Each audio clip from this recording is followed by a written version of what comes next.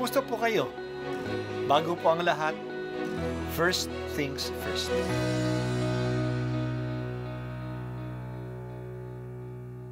Good morning po. Sinisimulan po natin ngayon ang first things first. At dito po, tinatalakay natin sa unang bahagi ng umaga natin ay ang first readings na binabasa po sa banal na misa. Ito pong tinatalakay natin kasi madalas po kasi marami na tayong alam tungkol sa gospel readings. Pero konti po ang nagsasalita sa first readings. Pero ang first readings, bahagi din po yan ng Biblia, ng banal na kasulatan. Kaya susubaybayan po natin ang mga first readings. Basahin po natin at kuminsan kailangan ng basahin ng 2 o 3 beses bago maintindihan kasi hindi po tayo familiar sa mga istorya at sa mga kaisipan na tinatalakay dito.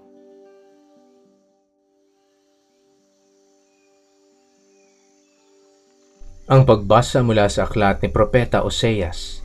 Ito ang sabi ng Panginoon: Israel, manunumbalik ka na sa Panginoon na iyong Diyos. Ang pagbagsak mo ay bunga ng iyong kasamaan. Dalhin ninyo ang inyong kahilingan. Lumapit kayo sa Panginoon at sabihin ninyo, patawarin mo na kami. Kami iyong kahabagan at tanggapin. Maghahandog kami sa iyo ng pagpupuri. Hindi kami maililigtas ng Assyria. Hindi kami sasakay sa mga kabayo. Hindi na namin tatawaging Diyos ang mga larawang ginawa lamang ng aming mga kamay. Sa iyo lamang makatatagpo ng awa ang mga ulila. Sabi ng Panginoon, patatawarin ko na ang aking bayan, mamahalin ko sila ng walang katapusan, sapagkat mapapawi na ang aking galit. Ako'y matutulad sa hamog na magpapasariwa sa Israel at mamumulaklak siyang gaya ng liryo.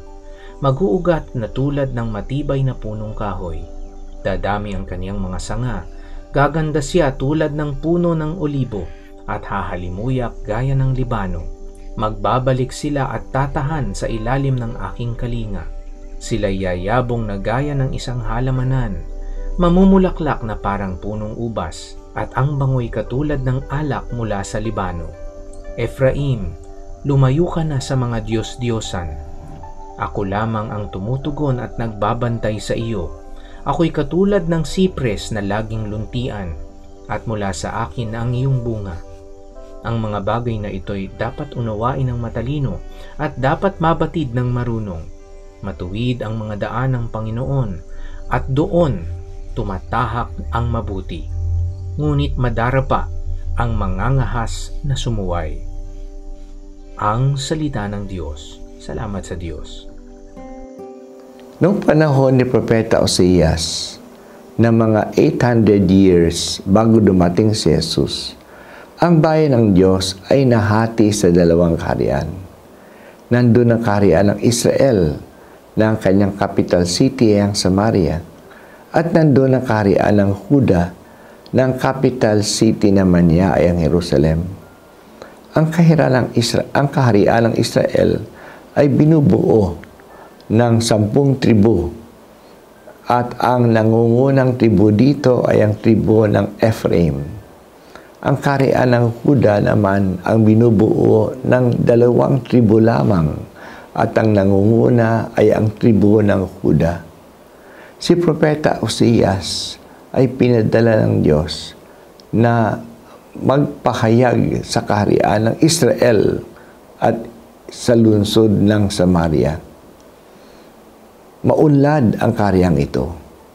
Pero sa halip na sumamba kay Yahweh, sumasamba sila sa mga Diyos-Diyosan na ginawa ng kanilang mga kamay.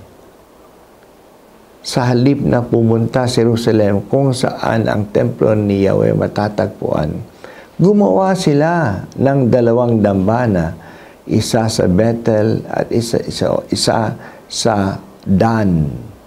Doon sila sumasamba sa mga bakang ginto. Isa pang kasalanan nila, sa halip na umasa sila sa Diyos, umaasa sila sa empero ng Assyria. Ang panawagan ng propeta sa kanila ay, manumbalik na ka na sa Panginoon na iyong Diyos. Ang pagbagsak mo ay bunga ng iyong kasamaan. Totoong pabagsak na ang maunlad na nilang kaharian. Kinalaban sila ng Assyria na inaasahan nila. Kung babalik lang sila sa kay Yahweh, papatawarin sila. Mamahalin sila ni Yahweh at mawawala ang kanilang galit sa Kanya. Kapag manumbalik sila sa Diyos, maitutulad sila sa mga tanim na mayabong, na palaging namumulaklak at namumunga tulad ng olibo at ng ubas.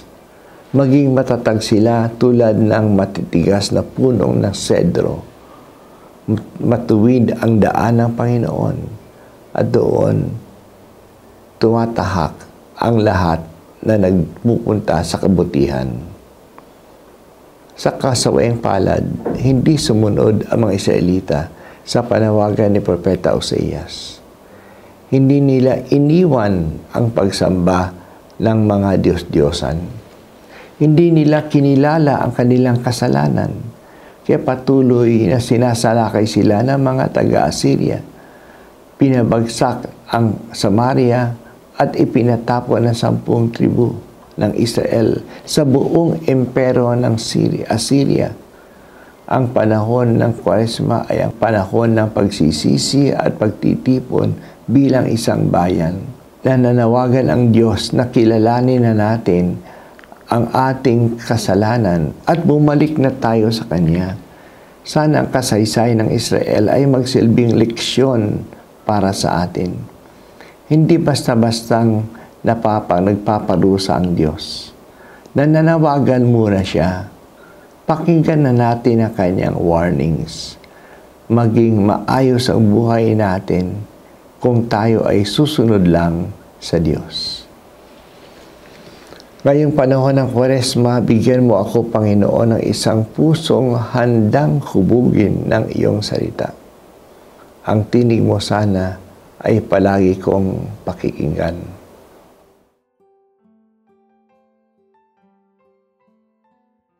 At ako po ay si Bishop Broderick Pabilio dito sa First Things First.